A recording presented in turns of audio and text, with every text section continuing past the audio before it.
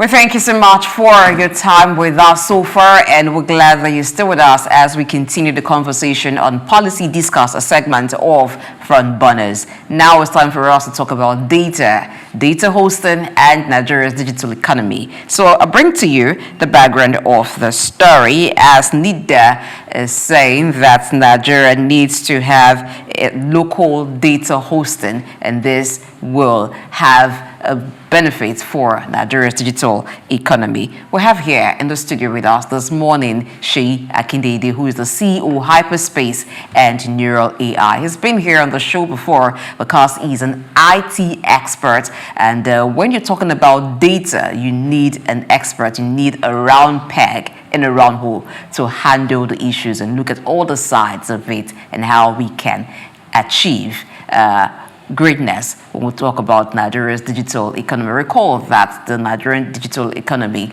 was projected to be $1 trillion economy. Let's see how we can make that money with data hosting. Good morning, Shay. Welcome to the show. Good morning, good morning, good morning, sir. Good morning. Good to have you again on the show. Thank you very much, sir. Thank you, sir. When we talk about data hosting, can we break it down to know what data hosting, local data hosting would be, and what has been the situation so far for NITDA to be asking that we need local data hosting? Does it mean that most of our data has been hosted outside Nigeria or have been hosted by companies that are not indigenous to Nigeria? Okay, thank you very much for that wonderful introductory question. Yes, I would like to look at the data hosting from possibly two perspectives.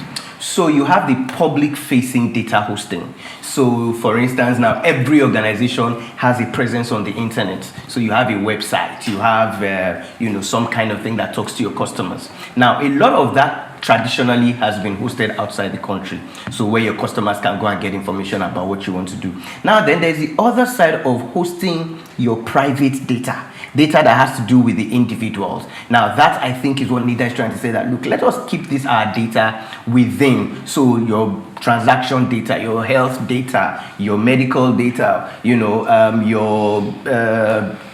any kind of data that is personal to you. So that is the other side. That's data that you store in a database that needs to be protected. Now, over time, because of the infrastructural challenges that we've had, it's always been difficult to actually host this, because this data, apart from the fact that you need to store them, they need to be available all the time. So you need to now have, it's not just about storing them in one location, you now need to find a way to store them in multiple locations. And if you look at the way the global corporations work, all these big, Amazon and Google, they are nearly everywhere in such a way that even if one server is down or one location is down, they can always present the data to you. So I think what NITDA is now trying to do is, can we find a way, can we find a middle ground, can we find a situation where Nigeria, we have a population of over 200 million people. Why can't we build that kind of infrastructure that will enable us to host our data and query our data? The challenge obviously has always been that in order to get this kind of data, you find out that most times we don't have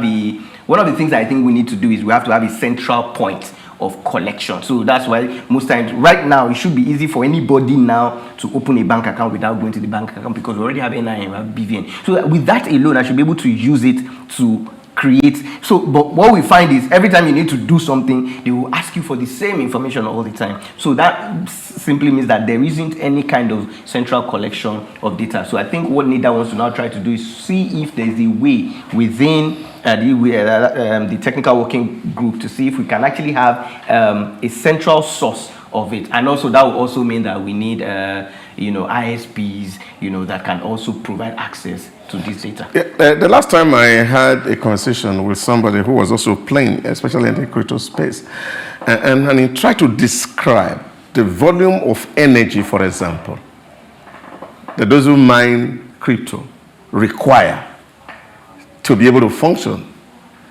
Now, looking at our own energy challenge in Nigeria, how feasible is it to have local participation in this space? No, it's not feasible. It is not, because you need, if you've seen an average mining, grid, you need access. I don't even think if you want to do it, you probably need an alternative source, which is even why even in the countries that are doing the mining, they are not using the traditional grid. They're actually going off grid. They are using something like renewable energy, because that is the only way you can actually do this thing. You cannot, because at the end of the day, if you look at the trade-off, so think about it. Okay, we're talking about cryptocurrency now. Now they have value. So we are saying, let's take for instance BTC. For instance, there's a value attached to it. Now, if for instance you say you can mine within and it's not guaranteed, because at the end of the day, when you set up this infrastructure, if you look at the way the algorithm the algorithm works, it doesn't work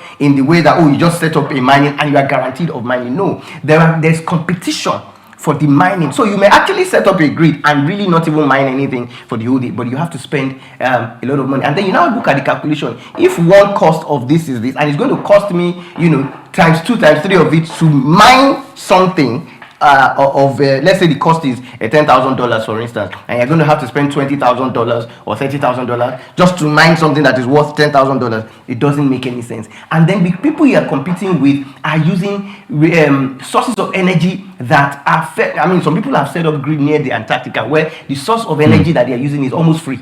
It's almost like zero, but you can't compete at that level with them, which is why it is not feasible for us here. But where we can play a lot of this is, which I always say, is at the application layer of application, where you abstract away the infrastructure. I believe that the internet has become a global village now, and with a lot of security and privacy, you can actually protect data using things like encryption. So the data center can literally be anywhere. It can be anywhere. I don't even have to know where it is. I just need to know that wherever my data is, it is secure with, about privacy protection, data protection, and all that. So we can now more focus on training people on the application layer. I believe that infrastructure has gone way, and the cost to set these things up, sir, it is very, very, very expensive. That is better for us to just channel that cost into development of human resource and human capacity. Okay, thank you very much. Because one thing I want to understand is that, okay, when you said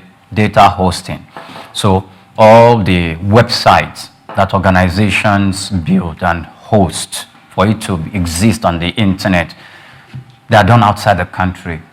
The hosting organizations are not domestic.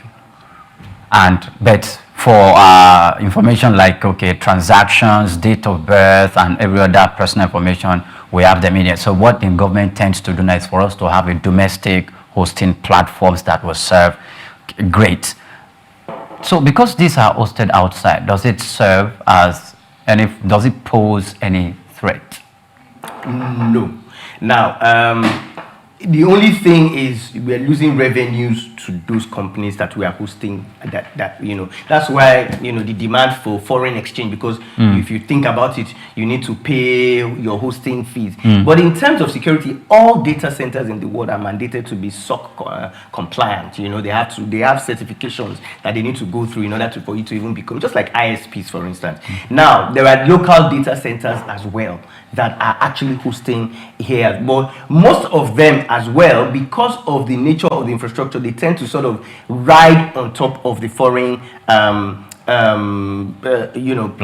platforms as well. But they have a local facing end where you can pay in local currency. But by and large, there is no, it doesn't pose any, because there is, because they all implement encryption in, encryption in use, encryption and storage, encryption in transit. That's why when you access them, they have certificates, they have certifications that they all have to go through in order for them to even provide, that kind of service. So you can be rest assured that, for instance, whether we like it or not, we all use, even as individuals, if you use iOS or you use Android, for instance, you use Google Drive or you use Google Store. Sometimes you just store data. You don't know that sometimes you're storing it. You use Dropbox. So the reason why I asked that question was because in this TikTok, yes, the previous administration in the United States was telling TikTok to leave, because the government in China has a stake in it, and through government act, it can require data from it, irrespective of whether data exists in the world, as long as it is attached to TikTok.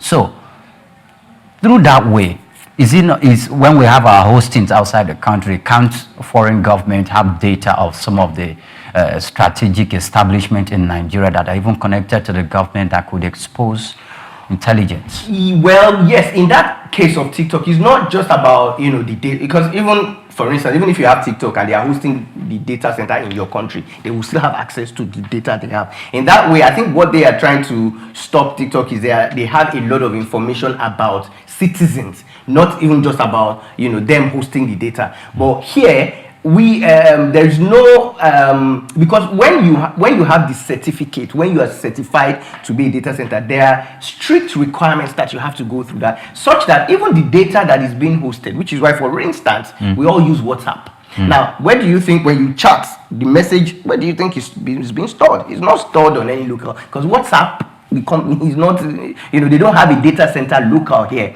So does that mean that they have access to all our chats? No. That's why sometimes they will tell you that it is end-to-end encrypted, such that even they themselves, even if they are subpoenaed by, any law enforcement, they can't retrieve the data because it is end-to-end encrypted. Okay. So even they that are hosting the data cannot see, even when they are storing it, they see encrypted information, so they cannot go into what Gmail that we are using. We send emails to ourselves. Does that mean that Google can someday wake up and start to check everybody's emails? No, because they are all stored encrypted on the server. That is process they have to go through in order to be able to. But in Nigeria, we don't have, because at the end of the day, we look at data storage from just storage. But at the end of it, it is a service. When you provide a service like Google is doing Gmail, for instance, it's a service that people need. In Nigeria, how many providers of free email do we have? So if I want to set up a free email, the next thing is to go to Google, no matter what government says. Unless there's a local provider that can give me the kind of service 24 hours that I can depend on, nobody is going to use sentiments to do that. So I'm going to eventually use Google. If I use Gmail, use Gmail. Eventually, one day, Gmail, Google is going to have data on everybody. But can they use it? No. So that's what the certification is about, to know that they are storing this data appropriately. Let's look at what some countries have been able to do with data hosting. Now, Singapore is a leading data hub in the Southeast Asia, and it serves as a regional data bank, sort of because of its excellence in connectivity. Now, for Nigeria, the Minister for Digital Economy has projected that by 2026, Nigeria should have made about $18.3 billion from the digital economy. But what has helped Singapore is a strong digital infrastructure. Now, how can Nigeria position itself so that it can attract the kind of investment it needs? Recall that recently the AU just made Nigeria digital trade champion in Africa. To do that effectively, to function in that office effectively, Nigeria would need a lot when it comes to digital infrastructure. Yes, the data is like Doctor said at the beginning, that you need a lot of finance. You need infrastructure. You need to build these servers. These things are not cheap. So that's what we need. We need the technical skill. Another thing we lack here is the technical education, for people to, which you talked about Singapore now. They have a massive educational system where, by now, if you want to build that kind of infrastructure, we need to already have, behind the scenes before we came online, we're talking about university. We need to already have like a technical school where somebody will leave secondary school, for instance, and instead of saying, look, I want to go and go to university, I can say I want to go and learn how to build data center. I want to go and learn the infrastructure. So you go and learn on the hardware, go and learn on the software, go and learn on the infrastructure, go and learn on how to actually lay hyperscalers, for instance. There are certain servers that you need. Then even the power, the way you connect power for a data center is different from the way you connect power for even a build. They need their own outlet. They need energy. There are all sorts that. But I think most times here we tend to just look at a problem and try to just say, oh, this is. But there are things that we need to put in place. There are things that it's like. Imagine a country that just come up and they want to start bringing in cars. Yes, whether you read about cars or not and you say, oh, we must produce our own cars, but before cars can come in, you need to provide the roads. You need to provide motorable roads. So I think we're at the level where we need to start to provide, the level before we now bring in, this infrastructure. That's where, we are at right now. So those policies have to be geared towards, let's create that enabling environment. And there's no way you can say whatever you want to say about infrastructure. A lot of the infrastructure has now become like a power play, and if you look at the people in it, you find out that they are mostly the telcos, the ISPs, because they are the ones that already have this infrastructure. But if you go to Singapore, somebody can actually provide an infrastructure service without being a telco or without being an ISP. But here, because they have already made the investment, and that's why we need to just continue to depend on them. But over here, I think we need to change that silo to make individuals who want to just go into it, get into the. As a follow-up to it, you talked about we need to have the technical education. Where does the innovation hubs that we have spread across the country come in at this point? They come in mostly at the application layer. That's why if you see all the companies making the rounds in Nigeria, fintech and all these unicorns, they are mostly at the application layer. They don't play at the infrastructure layer. They are mostly fintechs. They are mostly apps that we use. They are mostly payments. We all know their names. So because it's a bit easier to get into that application layer. So a lot of the hubs that we have are training people more to be software developers, fintech, building, because it's a bit easier for a young school leaver, somebody young, to go in and learn how to build software than for them to, because that's purely software. You get a lot of these things online. But when it comes to hardware requires equipment, hardware requires infrastructure, hardware requires even somebody to mentor you and it requires a lot of investment, which we don't have here. So it's just easier for the hubs, most companies to just go into the application layer, which is what we advocate for at the end of the day, to be honest, because we want to look. AI is what is booming now. Think about it. All the AIs that everybody is using, is there a local AI here? No. When you go online, you want to use ChatGPT, it's not here. You want to use whatever. It is DeepSeek that that was making noise about 2-3 weeks ago. It is not here. Everything, because you need infrastructure. You need two types of infrastructure. You need infrastructure for the training of the data. So gather all the data. That's why in Nigeria, we don't have our own. We keep saying, when you ask a certain question, it doesn't give you, because you need that infrastructure to train. Then you now need infrastructure to do what we call inference. Inference is using it. So think about somebody who wants to get into agriculture. Now you need big piece of land. That is the training side of it. How many people can afford? Then you now need, along the value chain, you now need somebody that will serve whatever that thing, which is the inference. So when we are using it, when we are hosting, we need those kinds of things as well. We don't have it because, let me tell you, the biggest company in the world now is, they call it NVIDIA. NVIDIA, they make this chip that does all this training data. One server, just one equipment with 8 chips in it is over $500,000 US.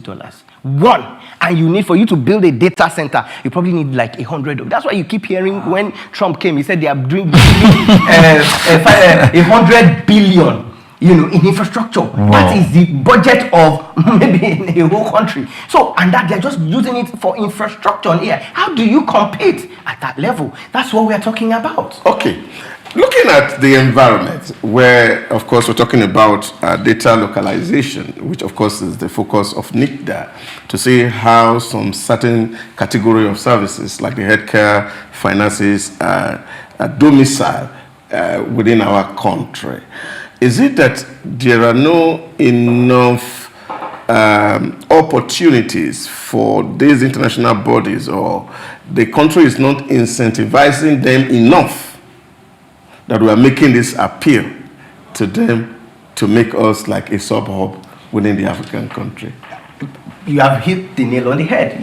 For somebody to come, they're not going to come, they're not a charity organization. They need to know that when I put in money, I can get it out. So one of the things that they need to see when they are going to a region, and if you even see over the last few years, you see all these big corporations that they are leaving Nigeria because, number one, it's not just about bringing in the infrastructure. You have to have people who can manage the infrastructure, and then you have to have a way of return on investment. So if I bring it in, so if there is a policy that says here now that all universities in Nigeria will connect through this hub, it's a guarantee. It's like a service, and then so it's easy for somebody to come and say, okay, if I provide this service, you will be, you will connect to me, and I'll be able to. And you see, the thing is, it's not like we don't have local data centers here. We actually have local. They're doing very, very, very well. We have local data centers. We have local. I mean, a lot of the switches we use, for instance, when you make a transaction from one bank to the other, the switch, the transaction financial switch is actually hosted, locally by NIPS. We have all our internet banking that we are using. All the servers, all the bank servers are locally, hosted here within our infrastructure. But beyond that, we're not looking at extending some of these services to interconnection. Why isn't? I mean, most times I think about it myself. That why is it that all the innovations in the world that come out, a lot of them don't come out of Africa? You hear of all these new things. Even when we use it, we have social media, Facebook, Instagram, WhatsApp. How come we don't have, a lot of these huge coming out of Africa? Because of this same thing. Before we can provide that kind of service, you need the infrastructure. So it's easier for somebody to go and rent a server on, say, maybe like an Amazon Web Service and position his app there, and he knows fully well this is how much he's going to pay. We have the talent. What does it take to build? For instance, now if you go to the entertainment industry, everybody that produces a movie is looking at, I want to take you to Netflix. Why can't we have a local Netflix, like a local Netflix like? Netflix like if you make a movie, don't go to Netflix. I can provide you and the world will see it. I already have a data center where anybody who is, as soon as you're going to produce a movie, you're not thinking of Netflix, you're not thinking of YouTube, you're thinking of, but it takes a lot of infrastructure and a lot of investment, which we don't have. So those are some of the things that I think the policy should be addressing. And then we also have to be building the entrepreneurial culture that in the value chain, infrastructure is also one. But you see, when you are planning for infrastructure, don't plan that you are going to make money tomorrow when you set it up. So it's like having a TV station, like this. You don't plan and say, we want to have it, and then the money will start rolling in. No, you plan for 5 years, 10 years, 15 years, and that's how companies that have been in Amazon didn't make money for 17 years.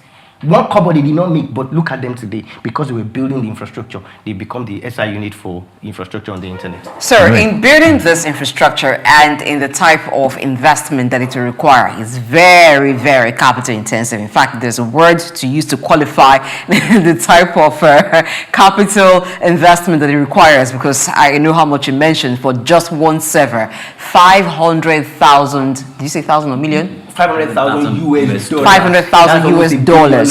Okay, so that's a lot of money. For private investors, it may not be very easy for them to do this kind of a highly capital intensive investment and allow it stretch for a long time before they make their returns. So that leaves us more like with the government to do the most for it. We see what happened in China, how the Chinese government supports tech companies. Even the TikTok issue, part of the reason is because the Chinese government is involved in ByteDance. So how do we get the Nigerian government, and at what level should they come in supporting this infrastructure investments? Thank you very much. Permit me to use the term front burner. Technology is front burner in China. Whatever they do, it is the center. But here, technology is back burner. We are not thinking first. By default here, we are not thinking about how to optimize. So for us to get to that level where the government will, it means that it has to be by design, by default, that when whatever you want to do, you first look at, okay, how is technology going to be front, middle, and central? But over here, we are too conditioned. Maybe it is cultural. And it happens in every field. So if you go to airports, for instance, now, you find out that when you're passing in other countries, technology has become, you don't even have to present your passport again. You don't have to show your visa. Once you are walking past, they have facial recognition, they have body scanner. You don't even know that you are being. But here, when you want to implement that kind of thing, because also that is also infrastructure, they'll tell you that, okay, so when you get to the airport, there are almost about 3 government services checking your bag. More than 3. Exactly. They'll check your bag here, they'll check your bag here. They'll be like, but you have checked this thing. And they'll tell you that the truth is, people have to eat. If you put technology in and you put one gate, what will happen to these 20 people that are standing here? What will happen to? So at the end of the day, technology for us is, back burner, and then we have to make it front burner. Okay. We thank you so much, Oluseyi Akindeinde, who is the CEO, Hyperspace and NeuRaL AI, for finding time to come in here today and talk about data, local data hosting, and its benefits for Nigeria's digital economy. Now you've seen where the opportunities lie. Do you have $500,000? We'll show you where to put your money. You may not have that amount. Canadian dollars, so US dollars, so you don't get it twisted, what we're talking about here. So if you may not have up to that, but you have some money you want to put somewhere, or you have expertise that will benefit the digital economy in Nigeria. Let's do this and ensure that we make our own grow and we'll become better for it at the end of the day. Thank you so much, Shay. Thank you for Thank you having for me. your time. It's been a pleasure.